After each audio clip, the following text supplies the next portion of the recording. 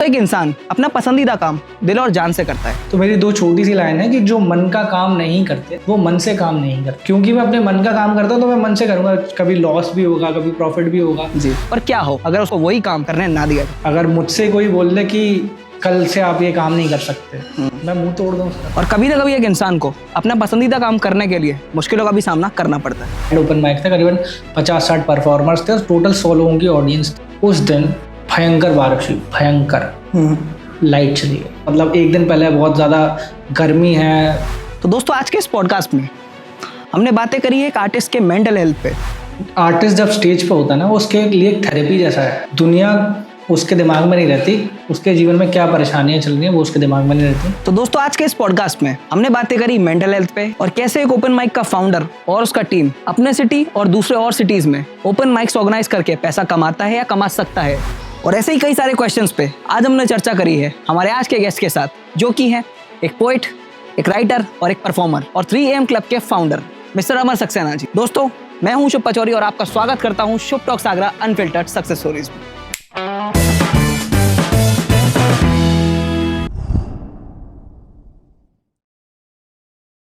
अमर सक्सेना जी कैसे आप? मैं बहुत बढ़िया हूँ, आप कैसे हैं? मैं बढ़िया भैया, क्या हाल चाल है? हाल चाल बहुत बढ़िया है। Thank you so much for the invitation और काफ़ी अच्छा लग रहा है। Pleasure is all mine, thank you for coming. And भैया मैं सबसे पहले स्टार्ट करना चाहूँगा एक बहुत ही बेसिक सवाल से। जब एक ओपन माइक का फाउंडर किसी भी शहर में ऑर्गेनाइज करता है एक ओपन माइक को, तो वो उसके पीछे क्या उसका स्ट्रैटेजी रहता है, उसके बारे में मुझे थोड़ा बताइए।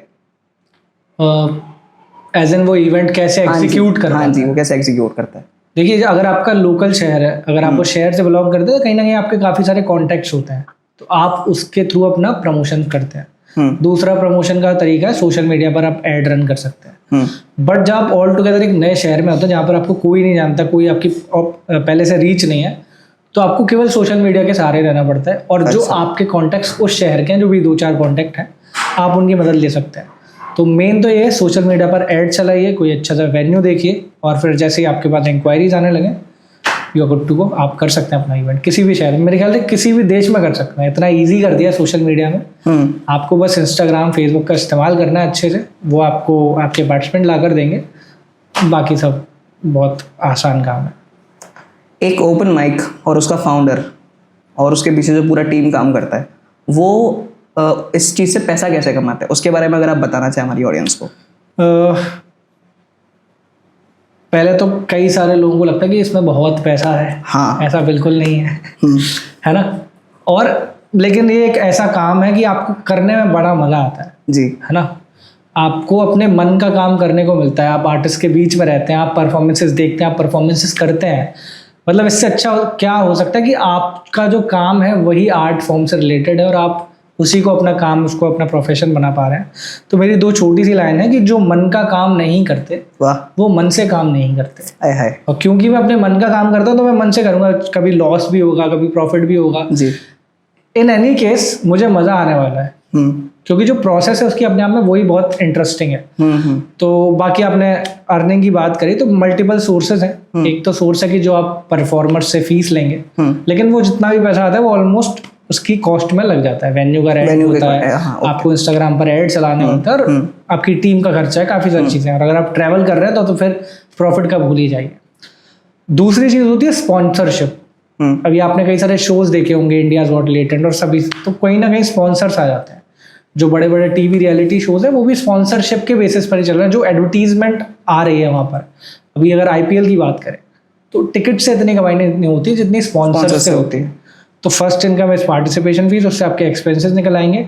Second and the main income जहाँ से मोटा पैसा आ सकता है, दैट इज स्पॉन्सरशिप वाला पार्ट। तो आपको उस पर काम करना है। अगर आपके ये दोनों काम ठीक हैं, तीसरा एक चीज़ हो सकती है कि आप सोशल मीडिया पर अपने पेज को ग्रो कर दें और आप अपने सोशल मीडिया पेजेस से मोनेटाइजेशन और अर्निंग अपनी शुरू कर सकते हैं। ओके भैया, मेरा नेक्स्ट क्वेश्चन होगा आपकी जर्नी से रिलेटेड। आपकी जर्नी कहाँ से स्टार्ट हुई थी, मुझे उसके बारे में बताइए। तो ये जर्नी शुरुआत हुई थी इसकी लगभग 2019 में। 2019 में? हाँ। ओके। मैं CA का स्टूडेंट था और किन्हीं कारणवश मैं CA फाइनल के एग्जाम्स मैंने 2 बार दिए, फिर मेरा मन नहीं हुआ तो मैंने छोड़ दिया। मैंने घर वालों से बोला कि मुझे कुछ इस आर्ट फॉर्म के साथ करना है, पोइट्री के साथ। कविता लिखना तब मैंने नया नया शुरू किया था, तो एक जब मैं 2 बार फेल हो गया था सीए के एग्जाम में, तो एक कविता मेरे मन के अंदर से निकली और मुझे लगा कि मैं बहुत बड़ा कवि बन गया। तब से आपने लिखना स्टार्ट करा? ओके। और मेरे को पता भी नहीं था कि मैं लिखना भी मुझे आता है। अच्छा। तो कविता का नाम था फिर एक प्रयास कर, क्योंकि सीए के एग्जाम में फेलियर बहुत ज़्यादा देखने को मिलता है। अन्य किसी कोर्स के कंपैरिजन में बहुत ज़्यादा फेलियर होता है सीए में। अब थोड़ा चीज़ें बेटर हुई हैं, बट पहले के समय में बहुत, मतलब 1-2% लोग बच्चे पास होते थे। तो तब मैंने लिखा था कि बैठा है क्यों हार कर, फिर एक प्रयास कर। वाह, लोगों को उम्मीद है, उनको तो ना निराश कर। क्या बात है। आदतें हैं जो बुरी, उन सब का तू विनाश कर। वाह, फिर एक प्रयास कर, फिर एक प्रयास कर। क्या बात है। बाधा है ये छोटी सी, जल्दी से इसको पार कर। शस्त्र अपने ज्ञान का अध्ययन से तू तैयार कर। जो लक्ष्य दूर से ताकता उसके लिए प्रस्थान कर। अंधेरों से लड़ झगड़, मस्तिष्क को प्रकाश कर। वाह, समय जो ये विरुद्ध है, अभी आप लोग भी शूट कर रहे हैं, कई बार लाइट चली जाती होगी, कई बार रिकॉर्डिंग नहीं हो पाती होगी, बहुत चीजें होती हैं। कई सारे चैलेंजेस होते हैं। समय जो ये विरुद्ध है, चल जरा संभाल कर। विवश जो हो उठे समय, तू जोर से प्रहार कर। वाह। ये जंग का मैदान है, जीता वही महान है।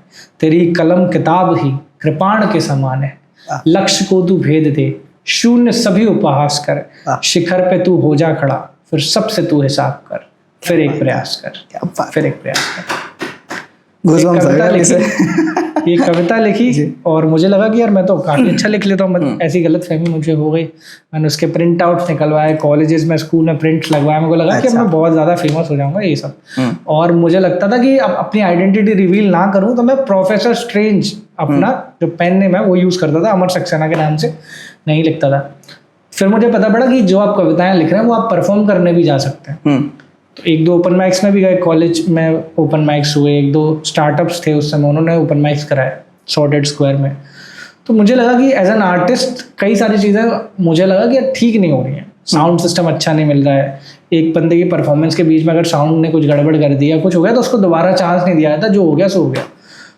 तो मेरे साथ में थे शिवम सिंह सिसोदिया, कंचन दुबे, हम तीनों एक इवेंट में मिले थे ओपन माइक में। हम तीनों ने डिसाइड किया कि यार हम खुद से कुछ शुरू करते हैं ना, क्योंकि हम आर्टिस्ट हैं, तो शायद हम आर्टिस्ट की जो पेन पॉइंट है वो समझते हैं और हम उस पर काम करेंगे तो एक अच्छा प्लेटफॉर्म हम क्रिएट कर सकते हैं।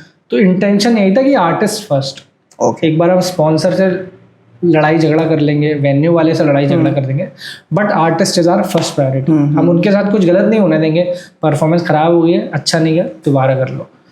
बहुत गंदा इवेंट लगा, फीस वापस ले लो। अरे वाह। जो हम उनके लिए कर सकते हैं, क्योंकि हम खुद आर्टिस्ट हैं, हम उनको टॉप प्रायोरिटी पर रखते हैं। और इसी ध्येय के साथ, मतलब पहले भी हमारा मोटो यही था और आगे भी इसी के साथ जा रहा है। बट अब एक और नई चीज़ जुड़ गई कि एक तो प्लेटफॉर्म कैसे अच्छा प्रोवाइड करें कम से कम कॉस्ट में। दूसरी चीज़ हम ये कोशिश करें कैसे जो अच्छे आर्टिस्ट, जो स्किल्ड आर्टिस्ट हैं, उनको हम अर्निंग अपॉर्चुनिटी प्रोवाइड कर पाए। क्योंकि केवल मेडल्स और सर्टिफिकेट से घर नहीं चलता। ठीक बात है। घर चलता है पैसे से। तो उस चीज़ को हम थोड़ा कल्टिवेट करने की कोशिश कर रहे हैं। तो कई सारे कॉमेडियंस के शो, मैं खुद स्टोरी टेलिंग का शो करता हूँ, उसमें टिकट लेकर आते हैं। और भी कई सारे आर्टिस्ट हैं, किसी को एंकरिंग का इवेंट दिलवाना, किसी को हम कॉमेडी शो दिलवाना, किसी को कवि सम्मेलन तक पहुंचाना, जो टैलेंटेड लोग हैं। अच्छा। तो इससे उनकी कला तो आगे बढ़ ही रही है, लेकिन उनके पास अर्निंग अपॉर्चुनिटीज भी मिल रही है। तो अभी 3M क्लब का यही जो मिशन है कि हर आर्टिस्ट अपनी आर्ट को प्रोफेशन बना ले, उसको मन मार के कोई और काम ना करना पड़े कि यार मजा तो इसमें आता है लेकिन करना वो पड़ रहा है। भैया, द 3AM क्लब, इस नाम के पीछे की क्या स्टोरी है, उसके बारे में मुझे थोड़ा बताओ। एक्चुअली जब मैंने आपको बताया मैं CA फाइनल की पढ़ाई कर रहा था, उसी समय पर मैं 2 लाइनर 4 लाइनर कोट्स लिखता था और वो इंग्लिश में लिखता था। ठीक है। और मैंने जैसा आपको बताया पेन नेम प्रोफेसर स्ट्रेंज लिखता था। तो फेसबुक पर मैंने एक पेज बनाया 3M थॉट्स के नाम से, क्योंकि कई बार ऐसा होता था रात में 2-3 बजे उठ गए, कुछ कर नहीं रहा है, पढ़ाई भी नहीं कर रहे हैं, दिन भर पढ़ाई करी थी, तो 4 लाइन लिख ली। अच्छा। सक्सेस हेल्प्स इन अर्निंग, वो success helps in earning while failure helps in learning. ओए ओए, वाह। एक और लिखा था, मैं आपको बीच बीच में बताता चलूंगा। तो ऐसे कई सारे मैं 2 लाइनर 4 लाइनर लिखता था। अच्छा, इस डीप थिंकिंग के पीछे कहीं ना कहीं कुछ गम है अंदर, ऐसा लगता है दुखी हो गया अंदर से। मेरे इतना सीरियस क्यों रहते हो? हर कोई मुझसे ये बोलता है इतने सीरियस क्यों रहते हो। चीज़ें हो जाती हैं कई बार। एक तो हमारा जो पढ़ाई वाला जो पार्ट था वो बहुत ज़्यादा सीरियस, मतलब आपको सब शक्ल से ही मरी मौत वाली आत्माएं देखेंगे। CA के बच्चे आप कभी देख लेना, आपको इससे ज्यादा मुस्कुराना आता चलती फिरती आत्मा है यार। कोई जीवन नहीं होता, मतलब जितना बच्चे स्कूल जाते हैं उतना टाइम हमारा कोचिंग में निकलता है दिन के समय में, और 3-4 घंटे शाम के समय में, और बीच में हमारा रहता है ऑफिस, जहाँ पर हम सीखते हैं, ट्रेनिंग करते हैं। तुम दिन भर, मतलब हम जो 17-18 या फिर कह सकते हैं 19-20 की उम्र में एक आदमी वाला जीवन जी रहे होते हैं। ऑफिस जाना है, सुबह लंच लेकर जाना है, और वहाँ पर अपने बैंकर वगैरह से मिल रहे हैं जो खुद 45-50 की उम्र के हैं, 60 की उम्र के, वो आपको सर बोल रहे हैं क्योंकि आप वहाँ पर आप ऑडिटर की हैसियत से जा रहे हो, वो आपको काफी रिस्पेक्ट दे रहे हैं पोस्ट की वजह से। तो मैच्योरिटी हो गई आपकी, आपको सिंसियरली बिहेव करना, मस्ती मजाक तो दूर की बात है, मतलब इतना घुलना मिलना, लोगों से मिलना। तो 3M क्लब जब से मैंने ओपन किया तब से, वरना मैं बहुत ही इंट्रोवर्ट काइंड ऑफ पर्सन था। अच्छा। हाँ, तो ये कहीं ना कहीं आपकी जो युवा अवस्था में जिन चीज़ों से आप रहते हो वैसे ही आपका नेचर बन जाता है। बट फॉर गॉड्स ग्रेस अभी जब बहुत अच्छा नेटवर्क है, बहुत अच्छे दोस्त हैं, स्माइल बड़ी अच्छी है आपकी। ये तो कई लोग कहते हैं। लड़कियों ने कहा है? हाँ बिल्कुल कहा है। एक तो मेरी मैम थी, CA की इंटर्नशिप की बात है, तो उसमें एक ट्रेनिंग होती थी, इसमें हमें बोलना, बातचीत करना, कम्युनिकेशन सिखाया जाता था। तो सबकी ऐसे ही कुछ बातचीत कर रही थी और वो मेरे पास आई और वो बहुत सुंदर है। अच्छा। मेरी बहुत मतलब रिस्पेक्टेड मैडम है और अभी अमेरिका में है। अच्छा। और मैं काफ़ी कुछ सीखा मैंने उनसे। उन्होंने एक चीज़ बोली, योर स्माइल इज इन्फेक्शियस, मतलब छूने से फैल जाएगी आपकी, आप इतना अच्छा आपने। और जीवन में हमको कॉम्प्लीमेंट देना आना चाहिए। वो कॉम्प्लीमेंट में अपने जीवन भर साथ में लेके चलूंगा, और कोई और कहे ना कहे कि मैं कैसा दिखता हूँ, बट मेरे को पता है जब मैं मुस्कुराऊंगा तो काम हो जाएगा, है ना। तो अदावत खाते रहना है। आपको हमेशा कॉम्प्लीमेंट करना चाहिए, और कोई कॉम्प्लीमेंट कर रहा है तो उसको सीरियसली भी लेना चाहिए। हाँ, आप डिजर्व करते हो उसको, क्योंकि कई बार आप अपने आप को उस तरीके से देखते हैं लेकिन लोग आपको उस तरीके से देखते हैं। एम्ब्रेस करिए खुद को। एक 4 लाइन है मेरी कि मैंने तो ये बात समझ ली, वाह, तुम भी शायद कल समझोगे। लड़के पड़ जाते हैं एक तरफा प्यार में कि अब दुनिया छोड़ दें, कबीर सिंह बन जाते हैं, फिर वो गर्त में ही जाते हैं, बुराई होता रहता है उनके साथ। मैंने तो एक बात समझ ली, तुम भी शायद कल समझोगे, दुनिया तुमसे प्यार करेगी जब तुम खुद से प्यार करोगे। क्या बात है।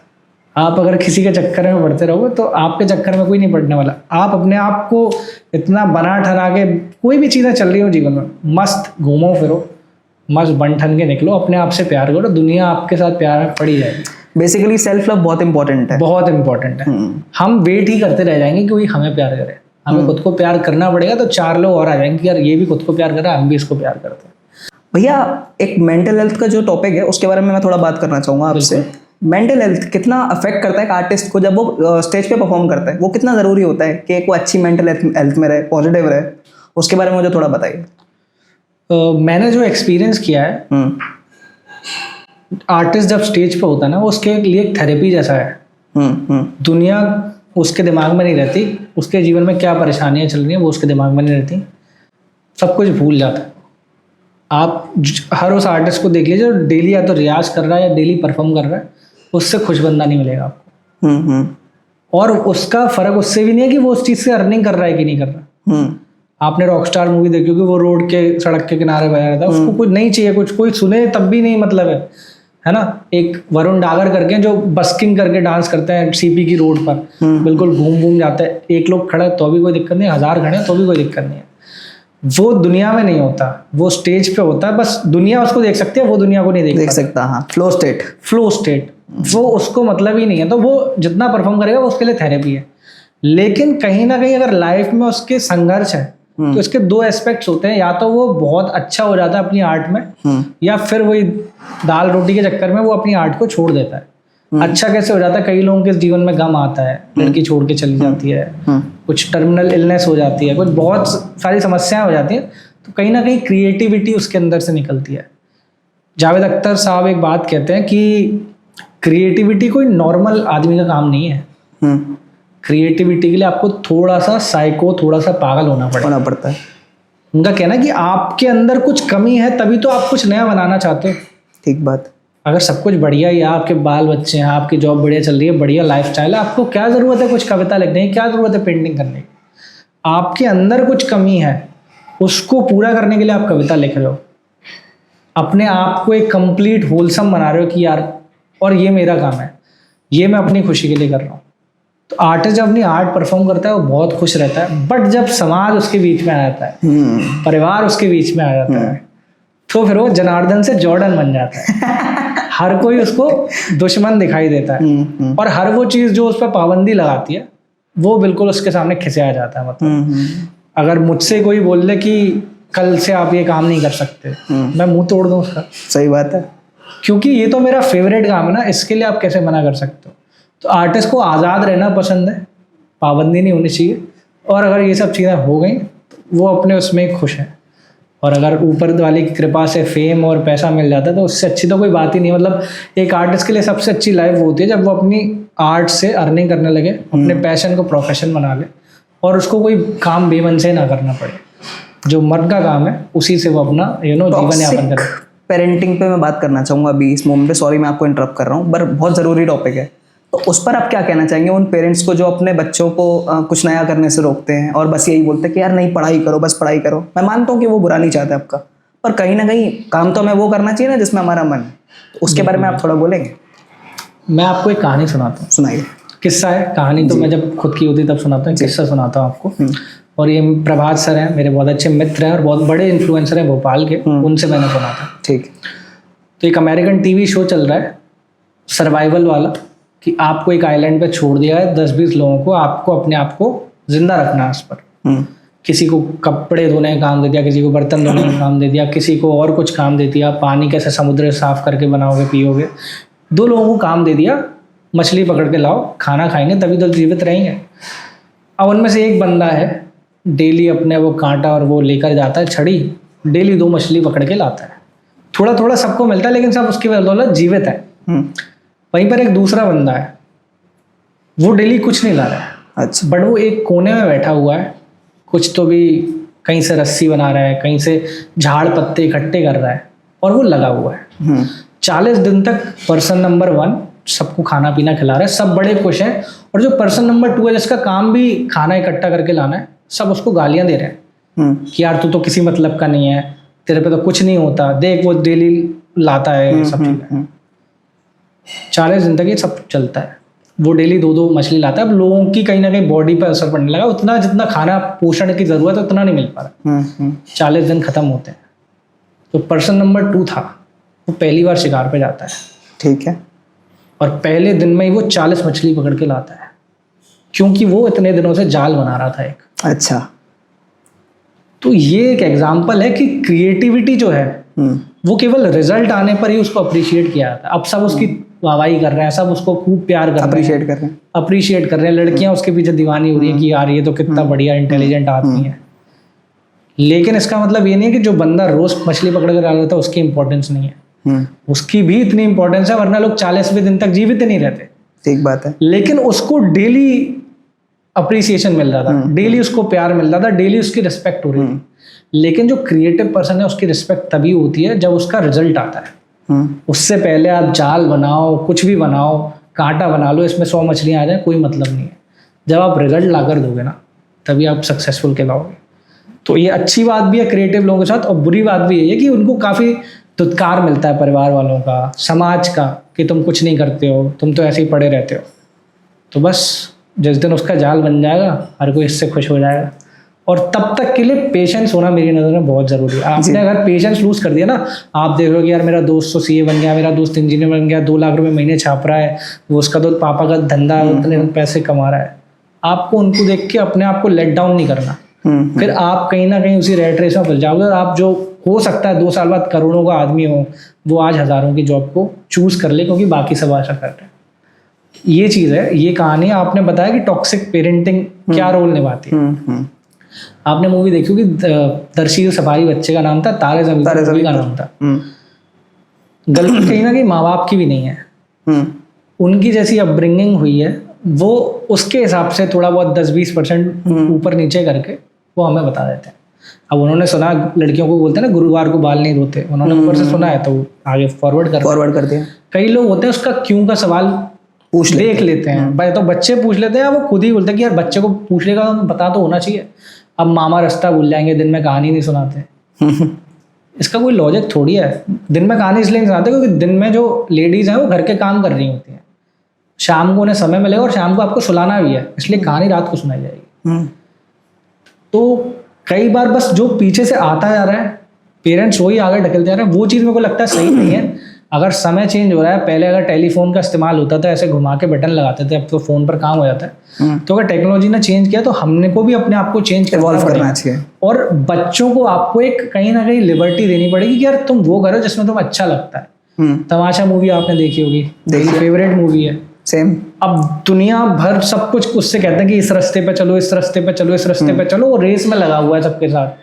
खाना खाओ, बैठ जाओ, हेलो बोलो, ये करो, वो करो, लेकिन उसको करना तो कुछ और है। उसको तो कहानी सुनने और सुनाने में मजा आता है। और वो ये बोलता है, जो बेस्ट लाइन्स है उसकी, कि पापा मैं जब अपनी रेस में दौड़ूंगा ना तो मैं फर्स्ट आऊंगा। इतना कॉन्फिडेंट बच्चे को होता है, और वो गोल घूमकर वापस वहीं जाएगा मरने तक। आप भले ही अभी उससे IIT करवा लो, ये करवा लो, कितनी भी अगर उसके मन में है ना, तो 2-4 साल बाद वो वहीं पर आएगा, फिर जाएगा, और वो बोलेगा कि यार 4 साल मेरे इसमें अलग वेस्ट कर दिया। पेरेंट्स को ये समझना है कि आप कितने समय तक जबरदस्ती काम करा लोगे। पेरेंट को ये सोच, मतलब मेरे ख्याल से 12वीं तक पढ़ाई अनिवार्य होनी चाहिए कि तुम्हें करनी है, क्योंकि ऐसा भी नहीं है कोई आपको बना के चले जाए, स्कैम करके चले जाए। लेकिन आपको ये भी ध्यान रखना चाहिए, अगर आपका बच्चा टैलेंटेड है, वो जिम्मेदारी ले रहा है कि यार मैं ये चीज़ करूँगा, मुझे इसी में आगे बढ़ना है। आजकल तो कितने सारे प्रोफेशन हो गए हैं, फैशन डिजाइनिंग हो गई है, डिजिटल मार्केटिंग हो गई है। मतलब मैं 10-10, 12-12, अरे नाम लीजिए भाई, कितने सारे हैं। 10-10, 12-12 साल के बच्चों को देखता हूँ, वो मैसेज करते हैं मुझे, सर आप वीडियो एडिटिंग हमसे करवा लो। अब बहुत शानदार काम कर रहे हैं, लेकिन उनको किसी डिग्री की भी जरूरत नहीं है। तो जब उनका फोकस क्लियर है कि हमें ये करना है, तो उनको क्यों जबरदस्ती इंजीनियरिंग करा रहे हो? करनी उनको वीडियो एडिटिंग की। तो ये चीज़ें मतलब पूरा तो तरीके से नहीं हो पाएगा, अभी इंडिया में काफ़ी समय लगने वाला है, बट एटलीस्ट जैसे कहते हैं ना, शादी के पहले लड़की से पूछा जाता है कि तुम्हें पसंद है कि नहीं पसंद है, तो वो वाला अप्रोच ज़रूर होना चाहिए कि आप पूछिए बच्चे से उसका क्या मन है, फिर उसके बाद थोड़ा काउंसलिंग करिए। जो और उस फील्ड के लोग हैं उनसे बात करिए। और मेरे ख्याल से आज की डेट में जो अदर देन जो नॉन ऑर्थोडॉक्स जो वो है प्रोफेशंस, मतलब इंजीनियरिंग हो गया और डॉक्टरी हो गया, इनके अलावा बहुत सारे प्रोफेशन नए निकल के आ रहे हैं और बहुत सक्सेसफुल है। इन्फ्लुएंसर्स का एक आ गया, जो आप भी काम कर रहे हैं उस फील्ड में। आर्टिस्ट का काम बहुत अच्छा हो गया जब से सोशल मीडिया आया है, अर्निंग वगैरह की अपॉर्चुनिटी काफ़ी सारी मिल जाती है उससे। तो कहीं ना कहीं उनके साथ में चलना, उनकी हैंड होल्डिंग करनी है, बट थोपनी नहीं है चीज़ें। जब आप चीज़ें थोपेंगे कहीं ना कहीं बच्चे का जो टैलेंट किल हो जाएगा एक बार। बेसिकली क्रिएटिविटी को बहुत सपोर्ट करना चाहिए और बाकी चीज़ों को इतना नहीं उस पर थोपना चाहिए सोसाइटी को। बिल्कुल। Got it। भैया मैं बात करना चाहूँगा, जब सोसाइटी के प्रेशर से आप खुद को क्वेश्चन करने लगते हो, अपनी जो पर्सनालिटी है उसको दबाने लगते हो, सोसाइटी के हिसाब से खुद को डालने लगते हो, उस चीज़ पर आपका क्या कहना है? उसके बारे में मुझे थोड़ा बताइए। मेरे ख्याल से दबाने से ज़्यादा इंसान उनसे बचना शुरू कर देता है कि उनके सामने नहीं आता वो। अगर आपको पता है कि आपके मामा जी, आपके चाचा जी बोलेंगे कि ये आजकल क्या कर रहा है, यही गाता बजाता रहेगा क्या जिंदगी भर, तो आप चाहोगे ही नहीं कि उस व्यक्ति से आपका सामना हो, क्योंकि आप अपने आप को तो नहीं रोक पा रहे ना। क्रिएटिविटी ऐसी चीज़ है कि कोई मन से नहीं करता, वो अपने आप की चीज़ों को अंदर से निकल रहा है, उसको रोक ही नहीं पा रहा है। जो म्यूजिशियन है वो पागल हो जाते हैं, मतलब उनके कुछ ना कुछ धुनी चलती रहती है दिमाग में, वो अपने आप को कंट्रोल ही नहीं कर पाते। मतलब इट्स लाइक कि उनका बस नहीं रहा उस पर, बेसिकली एक ड्रग टाइप हो जाता है अंदर। बिल्कुल। और अगर आप वो नहीं निकलने दोगे ठीक रास्ते से, तो वो किसी और रूप में निकलेगा जो कि और घातक हो सकता है। मेंटली आप थोड़ा सा डिसबैलेंस हो सकते हो, एंग्री हो सकते हो आपका, बिल्कुल फ्रस्ट्रेट हो सकते हो। वो ये ना कि आपके मन का काम करने से आपको दुनिया रोकती है, तो वो सब काफ़ी सारी चीज़ें होती हैं। और मैं तो आज के डेट में उन बच्चों को ब्लेस्ड मानूंगा जो कहीं ना कहीं उनके पेरेंट्स उनका बिल्कुल साथ देते हैं। जैसे हमारे एक फ्रेंड है दीपांशु, उन्होंने मतलब उनके जो फादर हैं वो म्यूजिशियन ही हैं, काफ़ी सारे इंस्ट्रूमेंट प्ले करते हैं, सिंधिया स्कूल में टीचर भी हैं। तो उन्होंने पहले बोला कि सिंगिंग कर। अच्छा। उसने सिंगिंग करी, मज़ा नहीं आया। मैंने बोला गिटार करता हूँ, गिटार करा, मज़ा नहीं आया। 3-4 इंस्ट्रूमेंट ट्राई करने के बाद उन्होंने सितार पर आए। अच्छा। और सितार में आज के डेट में उनको मतलब काफ़ी नाम और काफ़ी सारे शोज वगैरह में परफॉर्म करते हैं वो, काफ़ी उनका एक रुतबा बन गया है। उन्होंने एक नई चीज़ निकाली है, जितार, मतलब ऑलरेडी चल रही है बट बहुत कम लोग हैं, उसमें इलेक्ट्रिक सितार वो प्ले करते हैं, उसका नाम जिटार। उनको बहुत मज़ा आता है, और जब वो करते हैं तो ऑडियंस को बहुत मज़ा आता है। ऐसे पेरेंट्स मिल जाए तो मेरे बच्चों की लाइफ काफ़ी आसान हो जाती है कि तुम जो भी करो हम तुम्हारे साथ हैं। और उसके साथ साथ वही कोई नेचुरोपैथी या कुछ और वैसा टेक्निकल वाली भी पढ़ाई कर रहे थे, उसमें भी साथ थे। क्या बात तो इतना आपको वो बनना है कि यार जो बच्चा है हमारा वो सब ठीक ही करेगा। भैया पेरेंटिंग पे बात चल रहा है तो मैं आपके पेरेंट्स का रोल जानना चाहूँगा, आपकी इस जर्नी में कितना रोल रहा उनका इस जर्नी में, प्लीज़ मुझे उसके बारे में बताइए प्लीज़। ये सवाल थोड़ा कठिन है क्योंकि ऑब्वियसली कोई मेरे ख्याल से इंडिया में तो नहीं चाहता अनटिल अनलेस वो खुद आर्टिस्ट हो कि उनका जो बच्चा है वो इन चीज़ों में जाए। सबको ये लगता है कि वो पढ़ाई लिखाई करे, अपनी जॉब करे और घर चलाए नॉर्मल। किसी के बहुत हाई फाई ख्वाब नहीं है, सबको वो लगता है कि यार हमारा बच्चा है, हम जिस स्थिति में है उसको बेटर करे। और अगर हम 2 रोटी खा रहे हैं तो 2 रोटी को 2 सब्जी के साथ खाए, अगर अगली जनरेशन और बेटर करे। घर है, घरों 2 घरों, गाड़ियों, ये सब चीज़ें इंप्रूवमेंट हो। वो ये भी नहीं कह रहे कि सीधे करोड़पति बन जाए, लेकिन वो चाह रहे हैं कि स्टेबिलिटी रहे और जो काम प्रोफेशन चलते हुए आ रहे हैं, डॉक्टरी, इंजीनियरिंग, चार्टर्ड अकाउंटेंसी, ये सब काम वो करे। लेकिन हर बार तो ऐसा नहीं होगा, कई बार बंदे का भी कुछ मन होता है ना। और मैंने भी खूब पढ़ाई करी, मैं पढ़ाई में बहुत अच्छा था, मैंने सीए के एग्जाम्स क्रैक करे, उसकी ट्रेनिंग करी। बट वो नियति भी एक चीज़ होती है कि आप रोक नहीं सकते अपने जी, जी, जी, जी। तो मेरे साथ कुछ मेडिकल इश्यूज हुए, 1 साल तक मैं एग्ज़ाम नहीं दे पाया। अच्छा। कहीं ना कहीं थोड़ा सा डिप्रेशन या डिमोटिवेट हुआ, कविता लिखना शुरू करी। मैंने सोचा इसको परफॉर्म करते हैं, घर वालों से बोला बस 6 महीने दे दो, और वो 6 महीने अभी तक चल रहे हैं, ख़त्म ही नहीं हुए चलते रहेंगे वो, 6 साल होने वाले हैं। और विद गॉड्स ग्रेस काफ़ी अच्छा नाम हो गया 3M क्लब का, काफ़ी लोग रिकॉग्नाइज करते हैं, बहुत अच्छा चल रहा है सब कुछ। और होपफुली ऐसे ही सब कुछ आगे भी अच्छा चलेगा। आप कन्विंस द मॉम डैड खुश हैं? मेरे ख्याल से उनको ये लगता है कि एक फाइनेंशियल लेवल पे सिक्योरिटी आ जाए, स्टेबिलिटी आ जाए, बेसिकली स्टेबिलिटी आ जाए, सिक्योरिटी आ जाए, कि उनको टेंशन नहीं रहे मेरे को लेकर और मेरी जो भी फ्यूचर में फैमिली होगी उसको लेकर। बस मेरे ख्याल से बाकी तो उनको पसंद है मेरा काम। थोड़ा समझ में कम आता है क्योंकि ओपन माइक्स तो हमें ही अभी 5 साल हुए हैं जाने, तो उनके लिए तो बिल्कुल नई चीज़ है। मम्मी को तो फिर भी समझ में आता है, पूछती हैं कि अगला इवेंट कब है, कहाँ पे करोगे, साउंड खुद का ले जा रहे हो क्या, मतलब वो इंटरेस्ट दिखाते हैं थोड़ा। पापा थोड़ा सा न्यूट्रल ही है। ओके ओके ओके, कि वो जो करना है करो वाला। हाँ, मम्मी फुल सपोर्ट करती हैं, पापा लोग थोड़े से डिसिप्लिन तो होना भी चाहिए ना। हाँ ठीक बात है, कंट्रोल में भी रहते हैं उससे हम लोग थोड़ा। किसी को तो आंसरेबल होना चाहिए कि यार यहाँ पे क्या कर रहे हो, पता पड़े आप कुछ बोल के कुछ और ही कर रहे हो, ये सब चीज़ें। ठीक बात है। ओके, मैं आपके बचपन के बारे में पूछना चाहूँगा आपसे, आपका बचपन कैसा था, मुझे उसके बारे में थोड़ा सा बताइए। बचपन में मैं एक डिसेंट स्टूडेंट था, राइटिंग बहुत अच्छी थी मेरी। अच्छा। हाँ, ऑब्वियसली बचपन तक ही अच्छी थी। लेकिन एक ऐसी वाकया बता रहा हूँ कि यार समय बहुत बलवान है जी। जैसे कि एक क्लास की सबसे सुंदर लड़की थी नेहा गंगवानी। अच्छा। लेकिन हम थे 3rd क्लास में। ठीक है। 3rd क्लास में अच्छे और सुंदर बच्चे कौन होते हैं? जो पढ़ाई में अच्छे हैं। जो पढ़ाई में अच्छे हैं वो अच्छे लोग हैं, उनके साथ रहना है। जो पढ़ाई में गंदे भले कितने भी सुंदर बने रहे नहीं, उनके साथ नहीं बैठना। नेहा गंगवानी क्योंकि सुंदर थी तो पढ़ाई में उतनी अच्छी नहीं थी। ठीक है। हमारी मैम बोलती थी जाओ उसके साथ बैठो और उसको हाथ पकड़ के लिखवाओ, ये सब करवाओ। हमने मना कर दिया, नहीं ma'am, she is not a good girl, she don't study much, ये सब मैंने बोला। बड़े होके नाम चाहो तो बीप कर देना। बड़ा भी नहीं होना पड़ा भाई, 6th क्लास में लगा यार ये मेरी फ्रेंड रिक्वेस्ट एक्सेप्ट क्यों नहीं कर रही है। कल तक जो मेरा हाथ थामने के लिए इंतजार में बैठी रहती थी कि अमन मेरी हेल्प करेगा। तो ये तो खैर मजाक वाली बात है। बचपन में मैं बहुत पढ़ाई में अच्छा था। पढ़ाई में तो कुछ चीज़ें आपके जीन्स से आती हैं, कुछ चीज़ें आपकी कई। अरे कंटिन्यू करो यार, मजा आ रहा था।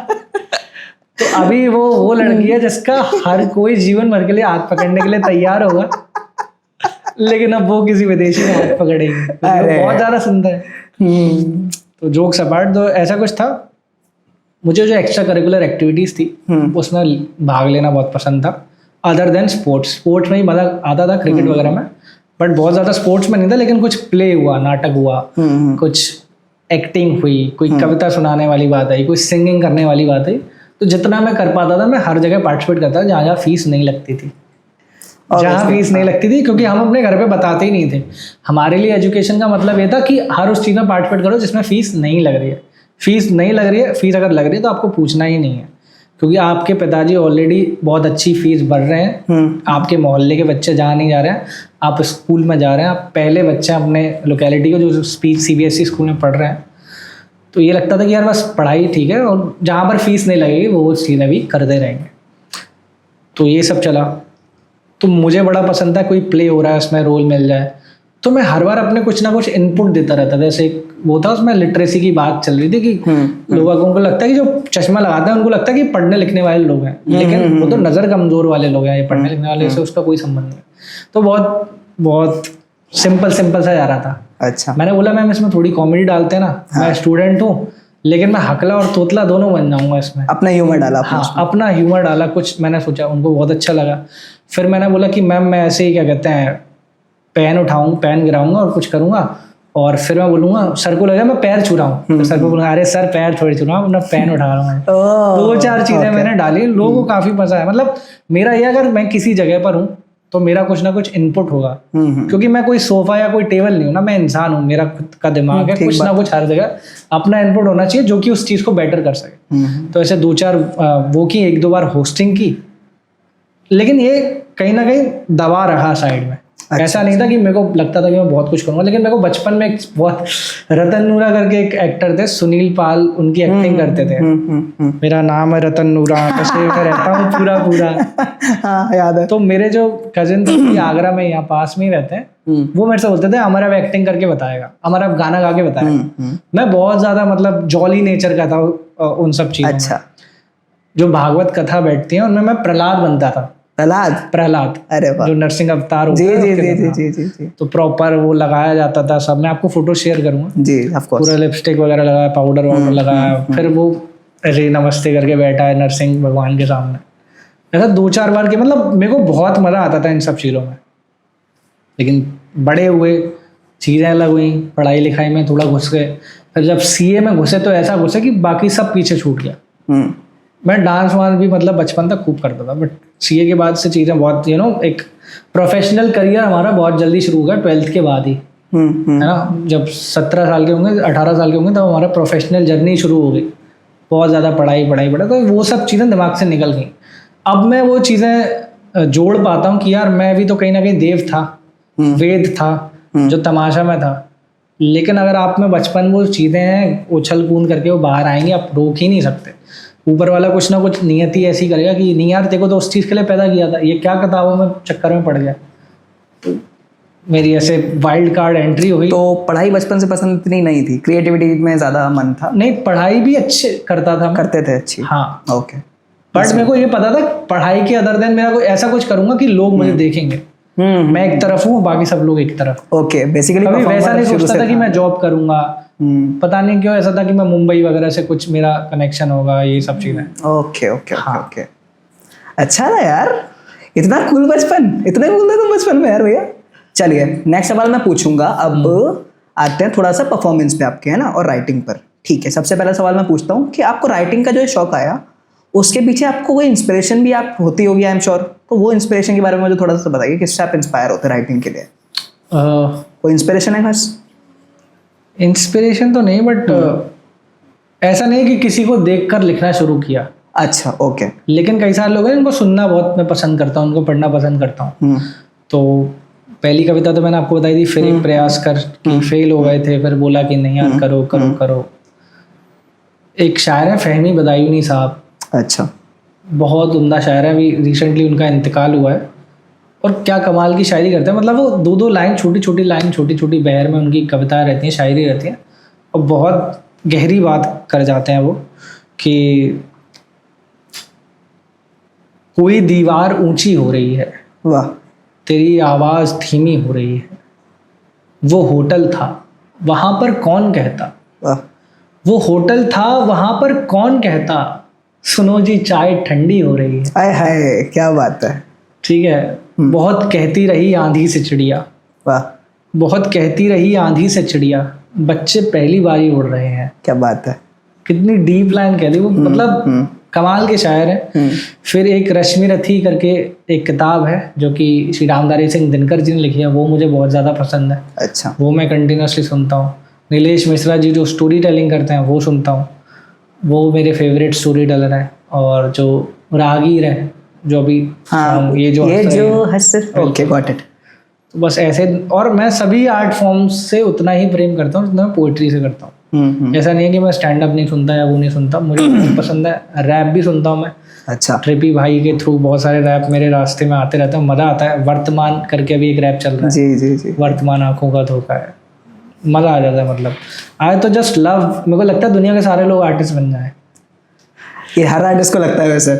अच्छा भैया, होस्टिंग ज़्यादा मुश्किल है या परफॉर्मर के तौर पे खुद परफॉर्म करना ज़्यादा मुश्किल है, आपको क्या लगता है? मेरे ख्याल से मुश्किल कुछ भी नहीं है। अच्छा। आप जिसमें कंफर्टेबल हो। ठीक। एक अच्छा आर्टिस्ट होस्टिंग भी कर सकता है, बट कई बार लोगों को कि जैसे मान लीजिए कोई संजीदा वाली पोइट्री करता है, शायरी करता है, तो उतना हंसा वगैरह वगैरह नहीं पाएगा। लेकिन होस्ट में आपको सारे इमोशन देने पड़ेंगे, हंसाना भी पड़ेगा, कुछ एक्टिविटी भी करनी पड़ेगी, एंगेज भी करना पड़ेगा। मैं भी पिछले 2 साल से मैंने होस्टिंग शुरू की है। बाकी वरना हर इवेंट में किसी और से कराता था, बट जब से आउटडोर ट्रैवल करना शुरू किया तो होस्टिंग में मैं करता हूँ। लेकिन होस्टिंग में बहुत मज़ा आता है। कोई पिछला परफॉर्मर कुछ परफॉर्म करके गया और आपको तुरंत उससे रिलेटेड या तो कुछ सुनाना है आप, या फिर उस पर कुछ टॉन्ट मार सकते हो, या फिर कुछ हंसी वाली चीज़ सुना सकते हो। जैसे कि एक हमारे ब्रजेश भाई हैं ग्वालियर से, तो पहाड़ा करके उनने कविता बनाई, 2 का पहाड़ा। अच्छा। 2 साल पहले तुमसे मिलना हुआ, 4 साल में ये हुआ, तो बढ़िया, सबको बहुत मजा आई, सबने बहुत ताली बजाई, मैंने भी ताली बजवाई। फिर बोला मैंने कि भाई 3 का पहाड़ा कब सुना रहे हो क्योंकि उसमें 9 महीने भी आएंगे।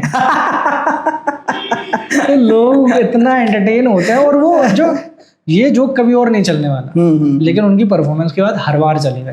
तो ऐसे करके आपको बहुत इंस्टेंट स्पॉन्टेनियस चीज़ें करने का, बहुत ज़्यादा सोचने का और अपनी क्रिएटिविटी दिखाने का बहुत मौका मिलता है। मेरे ख्याल से होस्टिंग तो आपको कभी छोड़ना ही नहीं चाहिए, दोनों हाथों से पकड़ लो उसको, चाहे स्कूल में मिले, चाहे कॉलेज में मिले, चाहे 4 लोग बैठे सामने, होस्टिंग मिल रही है, करो। आपका जो कॉन्फिडेंस बढ़ेगा, जो आपकी स्किल्स डेवलप होंगी, उसका कोई मैच ही नहीं है। और मैं अदर देन जो पोइट्री वाले आर्ट फॉर्म्स हैं उनसे भी कहना चाहूँगा, आप सिंगिंग करते हो करो, आपको लेकिन जीवन में कभी आगे शोज करना तो बात भी करनी पड़ेगी।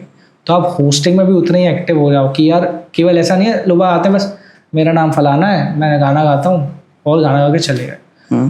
क्योंकि 5-5 घंटे के शोज होते हैं, सोनू निगम साहब के 3-3, 4-4 घंटे के शोज होते हैं। क्या आपको लगता है कंटिन्यूसली गाने ही गाते हैं? बीच में बातें होती हैं, कॉमेडी होती है, ह्यूमर होता है। आपको एक अच्छा परफॉर्मर बनना है तो आर्टिस्ट होने के बाद आपको 2-4 चीज़ें ऐड करनी पड़ेगी। एक अच्छा artist can not always be अच्छा परफॉर्मर, क्योंकि परफॉर्मर में आपको एंटरटेन भी करना है उनको। ऐसा नहीं है एक गाना गा दिया 5 मिनट का ब्रेक, आता हूँ दोबारा, 5 मिनट का ब्रेक भी आपको ही फिल करना है, एंगेज करना आना चाहिए, एंगेज करना है, आपसे लोग नजरें नहीं हटा सके। इस तरीके का आपका काम होना चाहिए। भैया थोड़ा सा फन सवाल पूछते हैं, सबसे खराब शो कौन सा गया आज तक, उसके बारे में बताओ। पहले खराब शो का बताता हूँ, हाँ, उसके बाद बताऊंगा कि कैसे नंबर ऑफ खराब शो कम या 0 पर कैसे ले आते हैं हम लोग। ओके। तो और जब भी खराब शो होता है हमारा, वो ऊपर वाले का ही उसमें खेल होता है। इंसान तो कोई खराब नहीं कर पाता।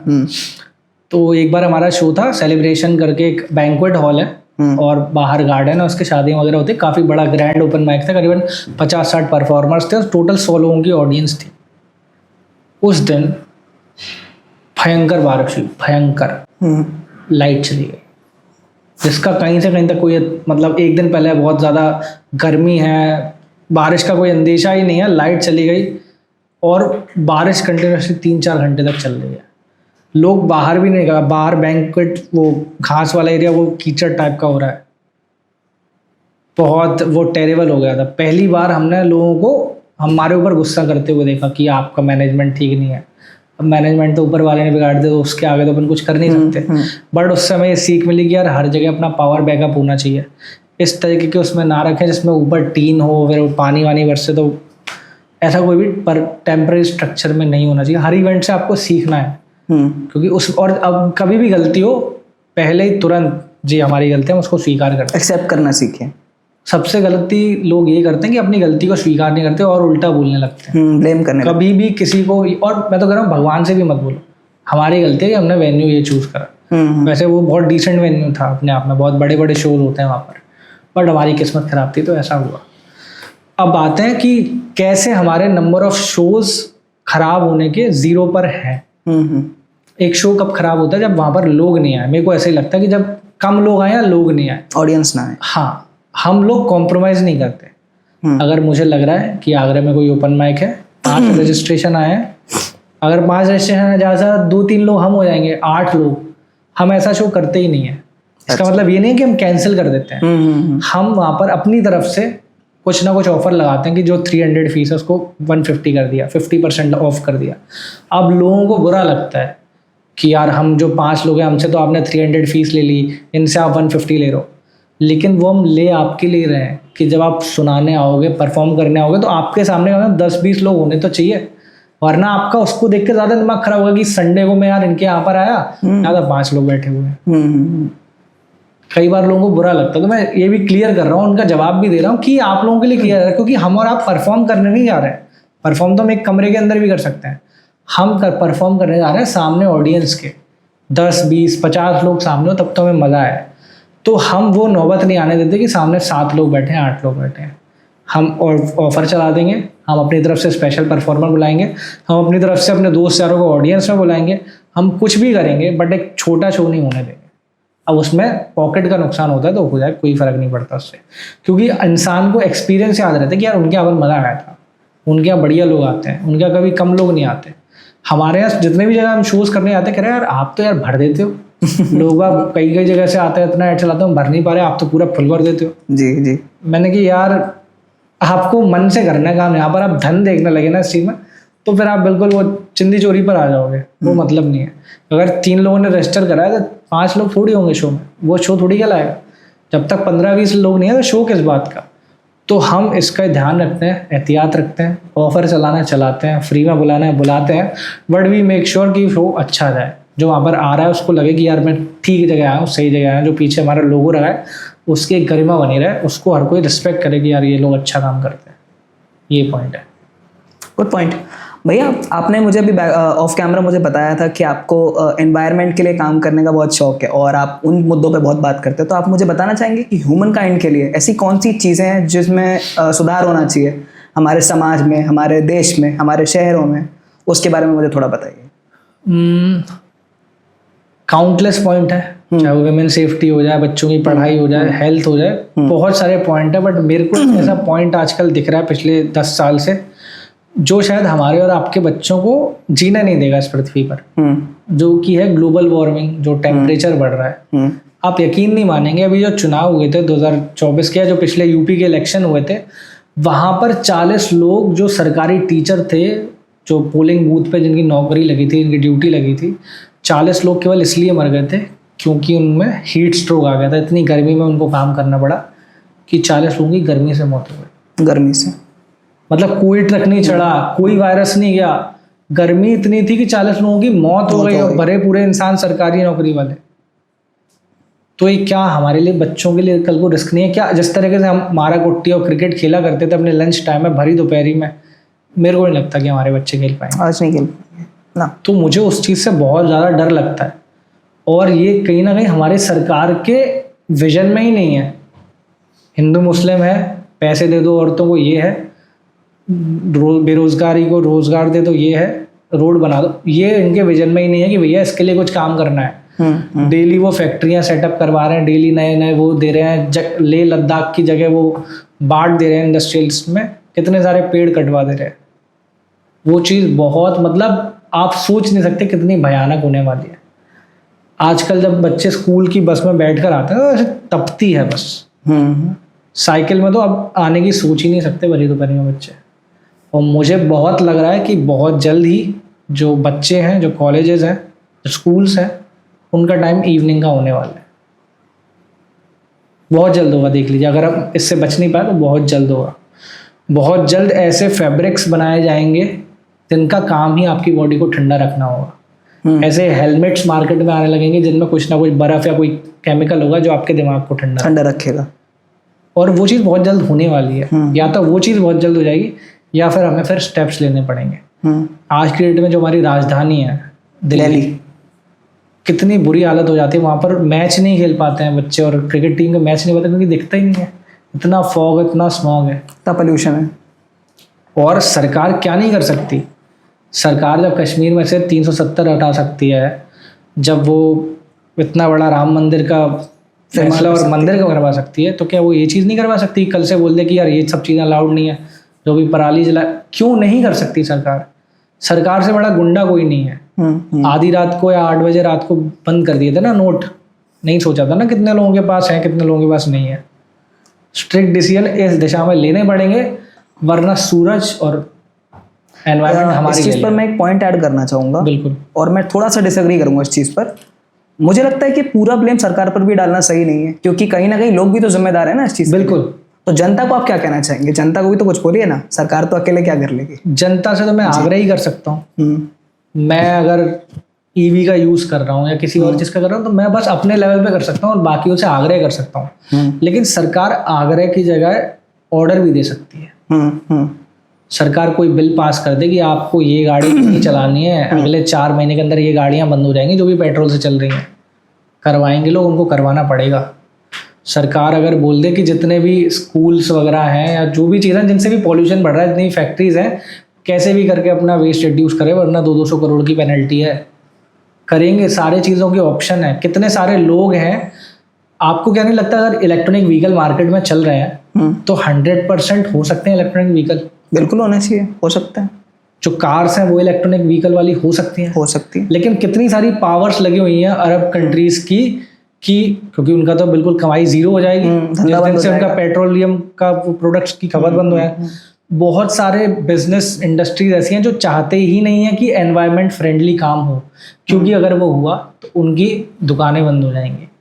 तो सरकारों को पैसे खिलाते हैं कि भाई कुछ भी कर, ईवी अगले 20 साल तक नहीं आना चाहिए तुम्हारे देश में। वरना सरकार को क्या है, कल को एक नोटिफिकेशन डालना है कि कल से सब ईवी होंगी, वो करना पड़ेगा। नोटबंदी के लिए भी तो लोग लगे थे ना लाइन में। यार कितनी सारी चीज़ें हम अननेसेसरी करते हैं। हम साइकिल का इस्तेमाल तो भूल ही गए हैं, है ना।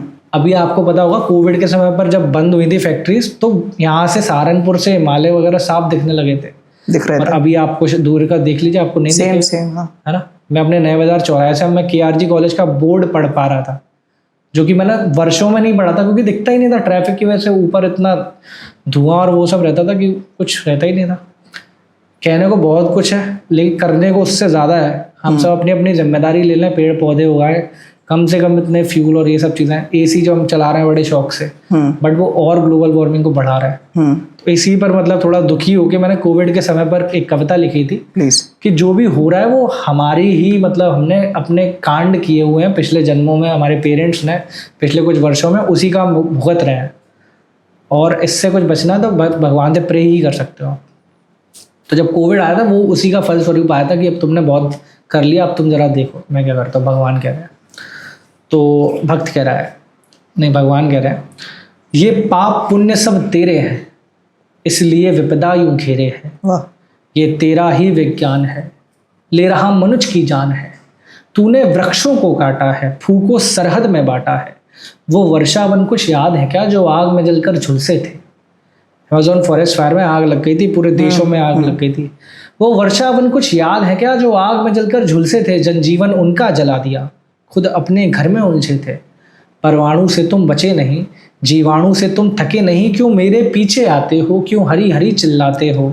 मंदिर मस्जिद पर ताले हैं, मंदिर मस्जिद भी बंद हो गए थे कोविड के समय। मंदिर मस्जिद पर ताले हैं, मृत्यु पाते रखवाले हैं। जो डॉक्टर से उनकी जान जा रही थी, पुलिसमैन की जान जा रही थी। मंदिर मस्जिद पर ताले हैं, मृत्यु पाते रखवाले हैं। अपने दुख को तू खुद ही भोग, है स्वयं रुचा तूने ये रोग। अब मैं कुछ ना कर पाऊंगा, मुख दर्शक बन रह जाऊंगा। इस अर्थशास्त्र की होड़ में और धन धान्य की दौड़ में कुछ पथ ऐसे चल जाता है, फिर बहुत बुरा पछताता है। घायल पृथ्वी को करता है, खुद के मरने से डरता है। हे महापुरुष अब सुन ले तू, अच्छे दिन निश्चित लाऊंगा। पर उनके आने से पहले मैं सबक तुझे सिखलाऊंगा, मैं सबक तुझे सिखलाऊंगा। क्या बात भैया। आगरा पे थोड़ा बात करना चाहूँगा, बस रैप अप करते हैं उसके बाद। बिल्कुल। हमारे आगरा शहर के बारे में आपको कुछ कहना है, कुछ शब्द, तो उसके बारे में थोड़ा मुझे बताइए। हाँ, आगरा से मतलब मेरा बचपन से ही जुड़ाव रहा है क्योंकि मेरी बुआ जी यहाँ से बिलोंग करती हैं। ओके। और काफ़ी नज़दीक ही उनका ताजमहल से घर, और उनकी हर छत से ताजमहल दिखता है। तो वो चीज़ बड़ी प्यारी है। और आपका जो शहर है वो हमारे शहर के बहुत पास है जी। बेटियों का इम्पोर्ट एक्सपोर्ट, मतलब शादियाँ इधर से उधर, उधर से उधर बहुत कॉमन है ग्वालियर वालों में। हाँ। मतलब सबसे ज़्यादा जो हमारी रिश्तेदारी है वो आगरा में ही। तो एक वैसा ब्लड से भी रिलेशन रहा है। दूसरा, ताजमहल के लिए तो पूरे दुनिया में मशहूर है। यहाँ का खाना बहुत टेस्टी है। स्टार्ट कर दो आप पेड़े ही से, हमारे यहाँ भी अच्छी मिलती है बट यहाँ की इवन मोर बेटर। बात ही अलग है। देवी राम के जो अभी आज भी खाकर आया, देवी राम के एक वो क्या कहते हैं, मलाई घेवर। अच्छा, घेवर, ओके। मेरे फूफा जी हमारे रक्षाबंधन के समय पर लाया करते थे, तो मैं बहुत फैन हूँ। और आर्टिस्ट भी एक से एक है यहाँ पर। अभी कल परसों हमारी परफॉर्मेंस है, एक राकेश जी हैं, वो सितार पे परफॉर्म करेंगे। अच्छा। आपको समय मिले तो जरूर आइएगा, बहुत शानदार। तो एक से एक अव्वल दर्जे के कलाकार हैं, शायरी बहुत अच्छी होती है, पोइट्री बहुत अच्छी होती है, मजा आ जाता है मतलब। और कुछ अंतर नहीं लगता, ऐसा लगता है एक घर से दूसरे घर में आ गए। आगरा का तो ये है, और आपसे इतना प्यार मिला, बस ये तो सौभाग्य है हमारा। अमर सक्सेना जी, भैया थैंक यू फॉर कमिंग, और आपका एक्सपीरियंस हमारे साथ शेयर करने के लिए बहुत बहुत धन्यवाद। एंड आई एम श्योर कि आगरा की जनता आपसे इंस्पायर हुई और होती रहेगी। और मैं बहुत बहुत शुभकामनाएं देना चाहूँगा आपको और आपके प्लेटफॉर्म को कि वो ऐसे ही आगे बढ़ता रहे। And it's been a pleasure. Thank you for coming भैया। Thank you so much. Thank you भैया। जाते जाते हमारे अनफिल्टर के बारे में उस कैमरा में देखकर कुछ भी जो आप बोलना चाहें। तो अनफिल्टर्ड सक्सेस स्टोरीज को आप लोग फॉलो कर लें इंस्टाग्राम पे, Shubh talks Agra unfiltered success stories. जी, Shubh talks unfiltered success stories, यही शुभ टॉक्स आगरा, साथ साथ बोलते चलिए, Shubh talks Agra unfiltered success stories. ठीक है जी। मेरा नाम है अमर सक्सेना, पॉडकास्ट तो आपने देख ही लिया है, लेकिन आपको एक काम करना है जो बहुत ज़रूरी है, Shubh talks Agra unfiltered success stories with Shubh भाई।